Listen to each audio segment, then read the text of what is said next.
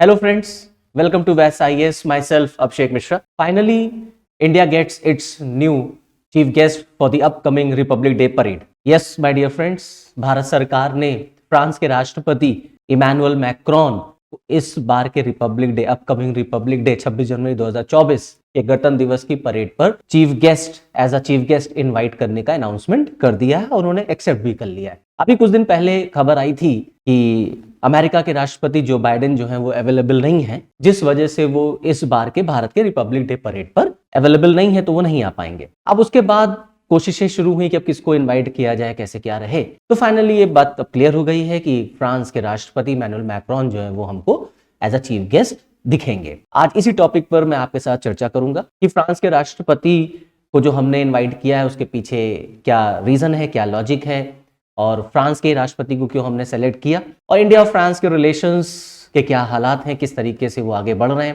Plus overall हम ये भी देखेंगे कि हम लोग चीफ गेस्ट किस तरीके से इनवाइट करते हैं। तो चलिए फिर शुरुआत करते हैं कि फ्रांस के राष्ट्रपति को हमने क्यों इनवाइट किया। तो मैं यहाँ पे आपको बताना चाहूंगा कि इसी साल जनवरी 2023 को भारत और फ्रांस जो है वो अपने स्ट्रैटेजिक पार्टनरशिप के 25 साल सेलिब्रेट कर रहे हैं। 25th एनिवर्सरी है ये हमारी फ्रांस और इंडिया के स्ट्रैटेजिक पार्टनरशिप की। दोनों देश एक स्ट्रैटेजिक पार्टनर की तरह जो है वो काम करते हुए नजर आ रहे हैं। Now 25th anniversary of the India France strategic partnership, तो ये एक बहुत इंपॉर्टेंट रीजन रहा है फ्रांस के राष्ट्रपति को as a chief guest invite करने का। साथ ही साथ मैं आपको यहाँ ये भी बताना चाहूंगा कि आप देखें कि भारत के जो प्रधानमंत्री हैं वो 14 जुलाई 2023 को 14 जुलाई 2023 को गेस्ट ऑफ ऑनर थे फ्रांस में ड्यूरिंग बेस्टाइल डे। जो वहां पर बेस्टाइल डे सेलिब्रेट किया जाता है उसमें भारत के प्रधानमंत्री को गेस्ट ऑफ ऑनर इनवाइट किया गया था। तो ये एक तरीके से रिलेशन के जो है चीजें हैं कि किस तरीके से दोनों देश एक दूसरे के साथ मिलकर काम करते हुए नजर आते हैं। साथ ही साथ आपने देखा होगा कि प्रेसिडेंट मैक्रोन जो है वो G20 का सम्मेलन अटेंड करने के लिए भी भारत आए थे सितंबर 2023 में। तो ये भी एक रीजन रहा है कि दोनों देश इस समय बहुत आपस में मिलकर के काम कर रहे हैं, तो फ्रांस के राष्ट्रपति को इनवाइट किया गया। प्लस सबसे इंटरेस्टिंग बात यह है कि फ्रांस ने हमेशा ही इंडिया का बैकअप किया है to get the membership of united nation security council as a permanent member, क्योंकि हमारी कोशिश है कि हम यूनाइटेड नेशन सिक्योरिटी काउंसिल के परमानेंट मेंबर बने, और फ्रांस उसमें हमारा एक बहुत बड़ा सपोर्टर है, की प्लेयर है, जो लगातार भारत का समर्थन करता चला आ रहा है। साथ ही साथ फ्रांस ने जब हमने 1998 में अपना न्यूक्लियर टेस्ट किया था तो फ्रांस ने उसमें भारत की आलोचना भी नहीं की थी, हमको उसने क्रिटिसाइज भी नहीं किया था।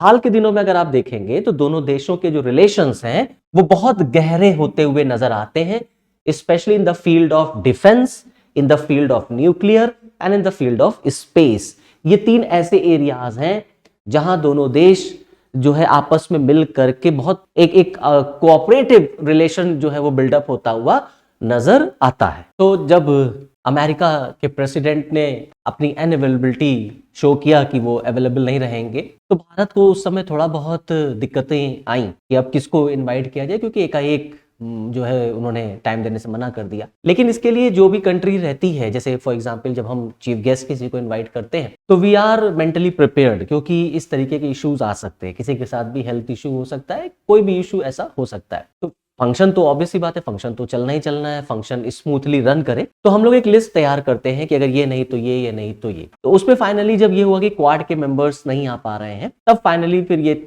डिसाइड किया गया कि फ्रांस के राष्ट्रपति को हम इन्वाइट करते हैं। यहां पर आपको मैं ये बताना चाहूंगा कि दोनों देशों के बीच जो डिप्लोमेटिक टाइज एस्टैब्लिश हुए वो आप देखेंगे कि जून 1948 से दोनों देशों के बीच डिप्लोमेटिक रिलेशंस चल रहे हैं। और डिप्लोमेटिक रिलेशंस का दोनों देशों के बीच 75 इयर्स हो चुके हैं। Now it has been 75 years of close and friendly relations between India and France and 25 years of strategic partnership. तो ये एक बहुत बड़ा जो है मतलब एक ग्राउंड रहा फ्रांस के राष्ट्रपति को सेलेक्ट करने के पीछे। साथ ही साथ आप देखेंगे कि फ्रांस भी जो है ना वो आउटसाइड यूरोपियन यूनियन की अगर हम बात करें तो this is the first strategic partnership for France outside the European union. European union के बाहर अगर देखा जाए तो ये फ्रांस का पहला स्ट्रैटेजिक पार्टनरशिप रहा होगा जो उसने इंडिया के साथ किया है। नाउ नंबर ऑफ एरियाज हैं, ऐसे कई ऐसे की प्रिंसिपल्स पिलर्स हैं जो भारत और फ्रांस के स्ट्रेटेजिक पार्टनरशिप में बड़ा इंपॉर्टेंट रोल प्ले करते हैं। जैसे for example no cooperation you can see in the field of defence, in the security, in the space and in nuclear civil nuclear matters. तो ये तमाम ऐसे पिलर्स हैं जिस पर इंडिया और फ्रांस का स्ट्रेटेजिक पार्टनरशिप डिपेंड करता है। साथ ही साथ हमने कई नए एरियाज भी इन्वेंट किए हैं। For example India and France are increasingly engaging in the new areas of cooperation in bilateral, trilateral and plurilateral format, जैसे for example such as maritime security in Indo Pacific region, very important कि Indo Pacific region में दोनों देश maritime security पर cooperate कर रहे हैं। For example digitalisation, ये एक बड़ा इंपॉर्टेंट एरिया है आज के टाइम का। For example both the countries have been working continuously on cyber security and advance computing. Counter terrorism, ये भी एक बड़ा इंपॉर्टेंट इशू है, टॉपिक है दोनों देशों के कोऑपरेशन का। On climate change, renewable and sustainable growth. तो तमाम ऐसे एरियाज आप देखेंगे जहां पर भारत और फ्रांस जो हैं वो आपस में नजदीक, आपस में सहयोग, कोऑपरेटिव मोड में आपको काम करते हुए नजर आएंगे। तो बट ऑब्वियसली बात है कि हम किसी ऐसे ही फ्रेंड को या किसी ऐसे ही देश को इन्वाइट करना चाहेंगे जिनके साथ हमारे रिलेशंस बहुत स्ट्रांग चल रहे हैं बायलैटरल, और साथ ही साथ हम ये कोशिश करते हैं कि फ्यूचर में भी हमारे रिलेशन जो है उस देश के साथ और मजबूत हो सके। इस वजह से फ्रांस को हमने इनवाइट किया है। Now apart from all these things, on the other hand you can सी कि फ्रांस जो है उसने बड़ा इंपॉर्टेंट रोल प्ले किया, उसने सपोर्ट किया इंडिया को to have access to the MTCR, that is the missile technology control regime. तो तमाम ऐसे एरियाज हैं जहां पे हम देखते हैं कि फ्रांस ने भारत का समर्थन किया है, जैसे MCTR में मेंबर होने का या उसकी एक्सेसिबिलिटी पाने का। दूसरा वासेनार एग्रीमेंट जो हुआ उसमें भी फ्रांस ने भारत का समर्थन किया। ऑस्ट्रेलिया ग्रुप में भारत ने फ्रांस का समर्थन किया। Now France also supported India's bid to have membership of nuclear supplier group, ये भी एक बड़ा इंपॉर्टेंट एरिया है। Now on the other hand आप देखेंगे कि India also played a key role in France membership in Indian ocean rim association, जिसको हम IORA कहते हैं। इसमें फ्रांस को मेंबरशिप पाने के लिए भारत ने भी बड़ा इंपॉर्टेंट रोल प्ले किया। साथ ही साथ आप देखेंगे कि France supported India's joining of Indian ocean commission as an observer country. तो कुल मिलाकर के आप ये देख सकते हैं या इससे ये एनालाइज किया जा सकता है कि भारत और फ्रांस जो है वो तमाम डाइवर्सिफाइड एरियाज में आपस में एक दूसरे का सहयोग करते हुए, एक दूसरे का कोऑपरेशन एक दूसरे को करते हुए हमें नजर आते हैं। साथ ही साथ मैं आपको यहाँ ये भी बताना चाहूंगा कि फ्रांस ने हमेशा कंडेम किया भारत के ऊपर अगर कोई टेररिस्ट अटैक या एक्टिविटी हुई है तो। मींस टेररिज्म एक ऐसा एरिया है जिस पर फ्रांस बढ़ चढ़ करके इंडिया का सपोर्ट करता है। जैसे फॉर एग्जांपल जब हमारे देश में पुलवामा अटैक हुआ था 2019 में, तो फ्रांस ने उसको कंडेम किया था और फ्रांस ने पूरी तरीके से भारत का सहयोग करने को कहा था अगेंस्ट टेररिज्म, कि जो आतंकवाद है उसके खिलाफ फ्रांस भारत का समर्थन करेगा। साथ ही साथ फ्रांस ने पाकिस्तान को भी क्रिटिसाइज किया, हाथों हाथ लिया, और उस वहां पर जो बेस्ड जो टेररिस्ट कैंप्स हैं, जो वहां पे जो टेररिस्ट हैं, जैसे फॉर एग्जांपल हाफिज सईद जिसको हम एक टेररिस्ट मेंबर मानते हैं, टेररिस्ट मानते हैं, फ्रांस ने उस पर भी भारत का समर्थन किया और आतंकवाद के खिलाफ उसने पाकिस्तान की आलोचना, पाकिस्तान को क्रिटिसाइज किया। तो कुल मिलाकर के एक बहुत ही हेल्दी इन्वायरमेंट में हम ये देखते हैं कि भारत और फ्रांस जो हैं एक स्ट्रैटेजिक पार्टनर की तरह मिल करके काम करते हैं नंबर ऑफ इश्यूज पर। इसी वजह से इसी रिलेशंस के बैकग्राउंड पर फाइनली ये डिसाइड हुआ कि फ्रांस के राष्ट्रपति को भारत में इनवाइट किया जाए। साथ ही साथ यहाँ आपको जानने के लिए ये भी बड़ा इंटरेस्टिंग फैक्ट है कि ये पहली बार नहीं है कि फ्रांस के राष्ट्रपति या राष्ट्राध्यक्ष भारत आ रहे हैं। इमैनुअल मैक्रोन फ्रांस के 6th नंबर के हेड होंगे जो इंडिया रिपब्लिक डे पर एज अ चीफ गेस्ट आ रहे हैं। इससे पहले अगर आप देखेंगे तो 1 2 3 4 5 5 फ्रांस के ऑलरेडी राष्ट्राध्यक्ष भारत आ चुके हैं एज अ चीफ गेस्ट, और ये 6th नंबर के हैं। जैसे 1976 में फ्रांस के प्राइम मिनिस्टर जैकस चिराक आए थे।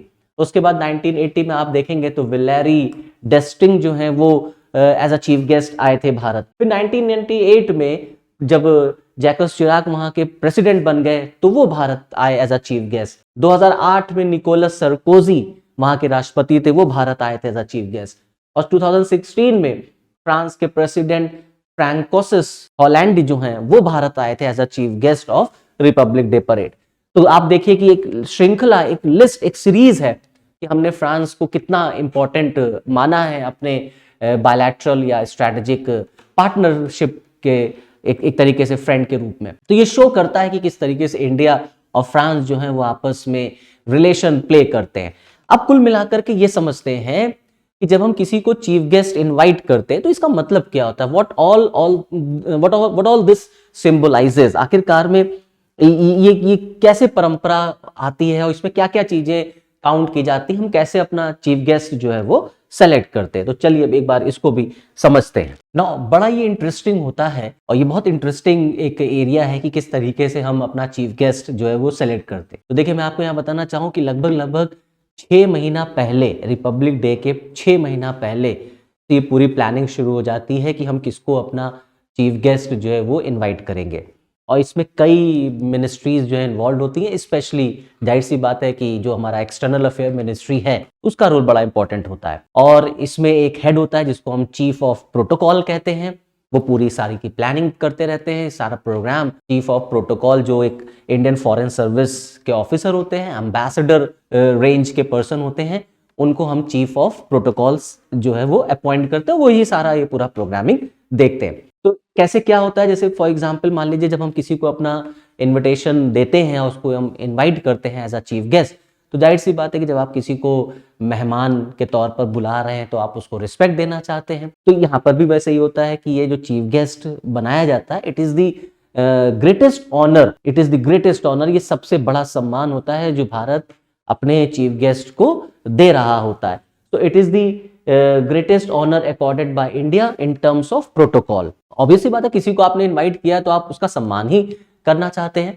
तो जब कोई चीफ गेस्ट आता है भारत में 26 जनवरी की परेड में, तो उसको गार्ड ऑफ ऑनर दिया जाता है, सेरेमोनियल गार्ड ऑफ ऑनर दिया जाता है राष्ट्रपति भवन में। और उसके बाद राष्ट्रपति भवन में गार्ड ऑफ ऑनर के बाद फिर शाम को प्रेसिडेंट ऑफ इंडिया जो हैं वो डिनर के लिए उनको इनवाइट करते हैं। फिर उसके बाद उनका प्रोग्राम होता है कि वो राजघाट जाएंगे, वहां पर बापू की समाधि पर पुष्पांजलि अर्पित करेंगे, उनको सम्मानित करेंगे, उनको ऑनर देंगे।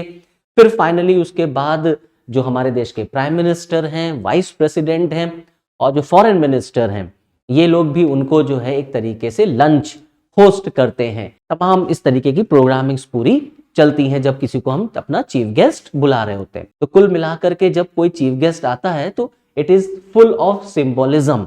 ये पूरा एक तरीके के एक सिंबल बन जाता है कि हमने किसी को अपने देश का चीफ गेस्ट, अपने देश में 26 जनवरी को as a chief guest invite किया है। तो जो चीफ गेस्ट आ रहा होता है, जो भी आपका चीफ गेस्ट है, ऑब्वियस सी बात है वो आपके प्राइड में, आपके हैप्पीनेस में पार्टिसिपेट करने आता है।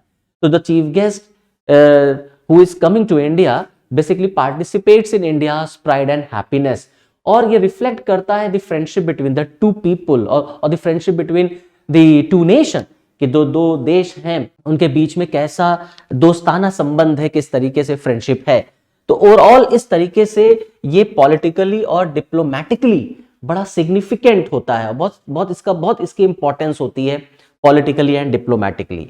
तो मैंने अभी आपको बताया कि जो भी पोटेंशियल कैंडिडेट सेलेक्ट हो रहा होता है, किसको करना है सेलेक्ट, तो ये पूरी प्रक्रिया जो होती है वो लगभग 6 महीने पहले जो है वो शुरू हो जाती है। अब इसमें जब हम किसी को अपना चीफ गेस्ट इनवाइट करते हैं तो एक्चुअली नंबर ऑफ बैकग्राउंड्स और नंबर ऑफ पॉइंट्स तो उसमें रखे ही जाते हैं। सबसे important, the most important is the nature of the relationship between India and that particular country.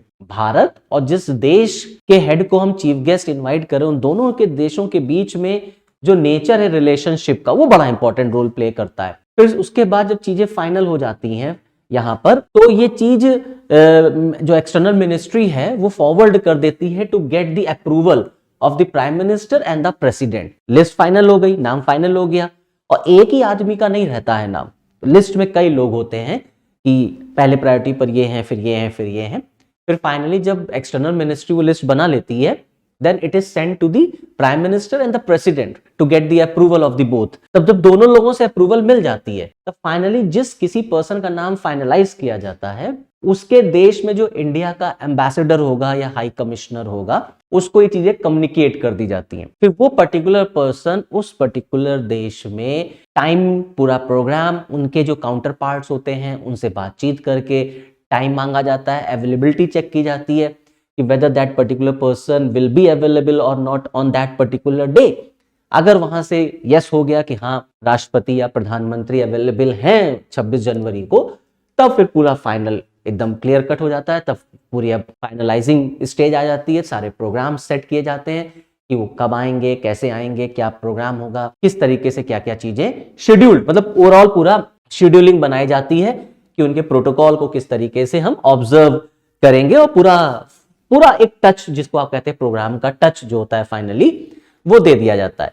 और इसमें गवर्नमेंट ऑफ इंडिया के एम्प्लॉय जो हमारे ऑफिसर्स हैं वो इन्वॉल्व होते हैं, प्लस मान लीजिए अगर वो किसी स्टेट में हैं, स्टेट जा रहे हैं तो वहाँ की स्टेट गवर्नमेंट के जो ऑफिसर्स होंगे वो इसमें इन्वॉल्व होते हैं, प्लस जिस कंट्री का हेड आ रहा है उस देश के ऑफिसर जो होते हैं वो इन्वॉल्व हो जाते हैं। तो इतने लोग जो होते हैं वो फाइनली पूरे इस प्रोग्राम को सक्सेसफुल बनाने में लगते हैं। हाँ, एक बात ये भी ध्यान रखनी है कि कुछ इश्यूज हमेशा देखे रहते हैं। अब वो इश्यूज क्या है, जैसे फॉर एग्जांपल हेल्थ इशू, ठीक है। अब हेल्थ इशू हो गया, किसी को वीआईपी का पहले शेड्यूल्ड था, एकदम से तबीयत खराब हो गई, हेल्थ इशू आ गया, नहीं आ पा रहे। या कभी कभी जो होता है वो रेन, जो बारिश होती है वो स्पॉइल कर देती है थिंग को, चीजों को, तो इसलिए एक बैकअप प्लान भी होता है। उस बैकअप प्लान को इसलिए रखा जाता है जिससे कि हर चीज जो है ना 26 जनवरी वाले दिन स्मूथली रन करे, ठीक है। फिर कोई हड़बड़ाहट ना हो कि नहीं अब ये नहीं आ पाए या ऐसा हो गया तो अब किसको बुलाया जाए, क्या होगा क्या नहीं होगा, तो चीजें सब स्मूथ वे में चले, इसलिए हर चीज पूरा फाइनलाइज करके रखा जाता है। और तब फाइनली हम देखते हैं कि 26 जनवरी को कोई चीफ गेस्ट जो है वो हमारे देश में आपको नजर आता है। So this is all from this video lecture. Okay, thank you.